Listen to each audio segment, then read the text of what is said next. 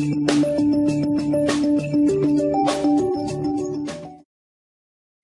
I'm John Everett with Zurn Industries. Today I'd like to talk to you about pressure relief valve and temperature pressure relief valve opening and closing points. I think before we start though, I'd like to give you a brief explanation of what valve I'm referring to. This particular valve is a TP1100A. It's a temperature and pressure relief valve, and it's designed to be installed on a water heater.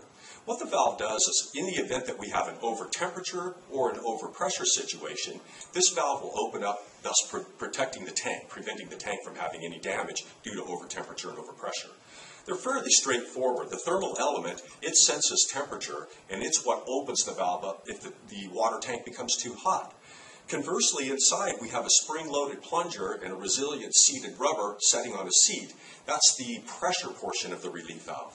Therefore, pressure moving inside the valve, if it becomes too high, it will lift the plunger off the seat, let out that excess pressure. So again, this is a temperature and pressure relief valve.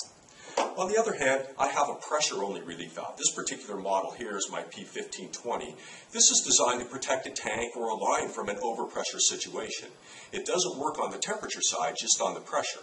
So again, we have a spring-loaded plunger with a resilient seated rubber on a seat, and pressure moving into the valve when it becomes significantly high enough, it'll lift the plunger off the seat and water will flow out. Thus, it's protecting that tank or pipe from an overpressure situation, which could cause damage. Now, with these valves, they have very specific opening and closing points, and I want to make those points very clear to you. I'm going to talk about this TP1100A here. This particular valve is set at 150 psi. With a 150-pound relief valve, its opening point has a tolerance of plus or minus 5%.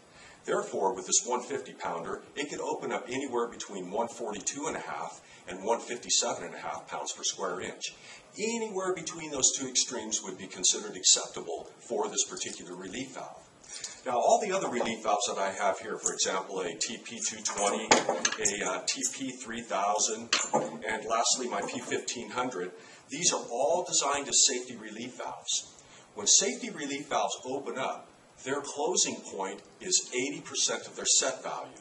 So to give you a generic example, if I have this P1520 set at a value of 100 psi, and let's say it gets popped open, the pressure goes high and pops open, this valve may not close itself off until it hits 80% of that set value. So therefore, with this 100-pound relief valve, that pressure in the system would have to subside all the way down to 80 psi before this relief valve closes. Now, the reason I want you to know this is very important. We get calls all the time for relief valves to be used for thermal expansion control. And give you a hypothetical. A customer may call up and say, John, I've got a system that's operating at 90 psi, and I want to protect this system. Therefore, I'm going to put a 100-pound relief valve on that system.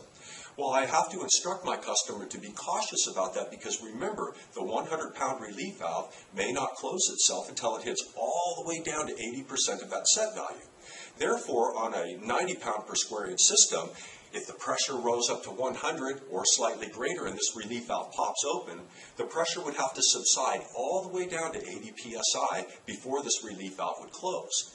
Therefore, on that system operating at 90 psi, should the pressure rise and the relief valve open, it would never close. It would just sit there and continue to run and run and run.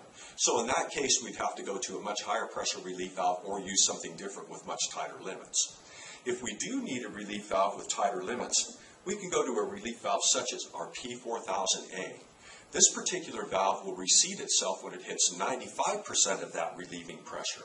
So therefore, again, in our case of a generic example, if we have the pressure in 90-pound system rise all the way up to 100, once it dropped back down to 95 psi, this relief valve would close itself off. Therefore, it would be acceptable for use in that system where we're trying to protect the 90-pound system from going over 100 pounds per square inch.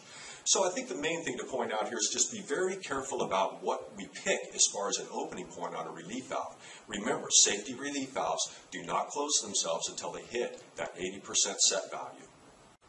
I hope you enjoyed this video. If you liked our video, please subscribe to our YouTube channel. For more product information or to speak to a customer care representative, please visit our website at zurn.com.